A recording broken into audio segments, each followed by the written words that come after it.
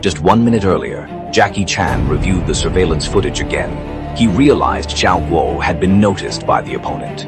So he quickly grabbed a bag of apples and a miniature camera, then rushed over. Fortunately, he made it just in time. 我的话你听不听啊？什么啊？偷偷谈恋爱，被人发现了，你知不知道？哎，别急了吧。忘了这事，先生你。The killer used the motion of pressing the elevator button to deliberately glance at Xiao Guo's ear. Then, right in front of the shadow, Jackie Chan and Xiao Guo acted out a scene, a nagging father and his rebellious daughter. Shadow face acquired. Caught on camera. 你也会打你。 The old hunter's approach wasn't just natural, it was extremely clever. No matter how sharp the killer was, he wouldn't pay attention to a rotten apple. After reaching their floor, Jackie Chan and Xiao Guo stepped out of the elevator, staying completely alert. They behaved exactly as if they really lived there. Just as expected, the killer didn't go downstairs. Instead, he hid nearby, keeping watch the whole time. Jackie Chan took off his glasses. It turned out the frames were actually a set of tools. Knowing the killer was still watching them, he kept up the act with Xiao Guo, pretending to head home. He had Xiao Guo use a delivery package to block his lock-picking moves, throwing off the killer's line of sight. It wasn't until they unlocked the door and entered the room that the killer finally turned left. The killer didn't turn to leave until he saw them enter the room and close the door. When he stepped into the elevator again, a hidden camera in the corner captured him pressing the button for the 8th floor. Xiao Liu, who had been stationed inside the building, had already set up cameras along the corridors and hallways on the 8th floor. The police quickly established a tight surveillance network. The killer was now trapped, with every move being watched closely. Jackie Chan even went through the trash the killer had discarded. From the garbage, they recovered torn pieces of paper, but after reassembling the fragments, they still couldn't make sense of what was written. Just then, the shadow inside the room seemed to realize something.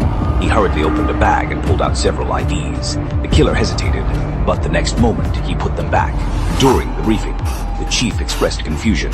Why was the killer acting so differently this time? But Jackie Chan had a different take. 我们应该已经惊动他了，看他想怎么玩，我们陪他玩。 Nearly the next morning, the killer and Jackie Chan crossed paths again. Discreetly, the killer took out a signal detector. This time, he wasn't wearing a hat, since he was already exposed. There was no need for extra disguise. Now both men were fully aware, but pretending otherwise, each putting on an act. Jackie Chan even invited the killer into his home as a guest.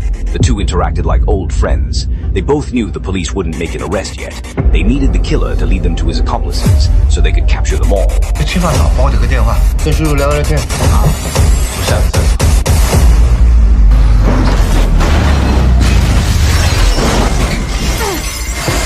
Before anyone could react, a modified heavy truck slammed into the building again.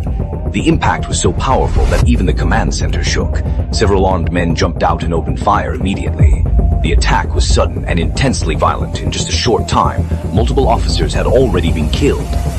No one could believe that anyone would dare attack police headquarters directly, but the chief didn't order his team to fall back. Whatever the attackers' motive was, they had to stay on Shadow's trail. Around that time, Xiao Guo and Jackie Chan gradually regained consciousness. Now they couldn't take the attackers down yet. They at least managed to keep them occupied. If they could just hold on a little longer, backup would arrive soon. At the same time, Shadow reached his destination. 这是什么地方？好像是个废弃的孤儿院，没有见到其他匪徒。用热成像跟录影子，我要看到里面的情况。 Just at that critical moment, the police communication system was cut by a hacker. As Shadow entered the building, dozens of men emerged from both corridors.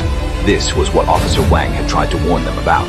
Clearly, the son wanted his father dead. They had never underestimated the old man's abilities. They believed Shadow had killed more people than anyone could count. So this time, they brought what felt like tons of men, all to make sure Shadow wouldn't leave this place alive. This time, Shadow didn't hold back either. The blade in his hand became an instrument of death. It wasn't hard to imagine how unstoppable he must have been in his youth. He fought while retreating, striking fatal blows through the crowd. Now, he was wounded himself. The number of bodies piling at his feet was beyond counting. He had always been the fool in the children's eyes. He could let go of his feelings for them, but thieves still have their own code. He couldn't abandon the principles etched into his bones. If these ungrateful brats wanted to break the rules, they would have to pay the price. What hurt Shadow the most feelings was that after he had taken down everyone, one person was still waiting for him. This son, his favorite, had never once disobeyed him all these years. He had always taken care of him, being the closest to him. Shadow was not a hesitant man, but his last hope for his children was now shattered. Shadow was not one to hesitate. His last shred of hope for the children had vanished completely. It never crossed his mind that the cubs he had raised for over a decade would turn out to be so ungrateful. In his final moments, his son finally pieced everything together. 希望下辈子跟你当亲儿子。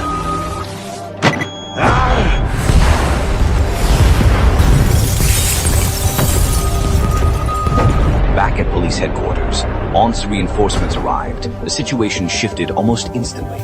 It didn't take long for the armed militants to be taken down, one by one. As the smoke gradually cleared, the Cubs' scheme began to unravel. It turned out the key to that account, holding over 10 billion, was stored inside the police headquarters vault. They had used mercenaries as a diversion, a classic smokescreen. While the mercenaries were locked in a fierce firefight with the police, the Cubs slipped into the vault unnoticed. After securing the key, they changed into police uniforms and made a clean escape. By then, it seemed the Cubs had picked up on something. 那个警察的家里太干净了，连路由器都没有，这不正常。老头子怎么可能没发现？他还继续陪着记者吗？说什么？他可能其实是想帮我们隐退记者。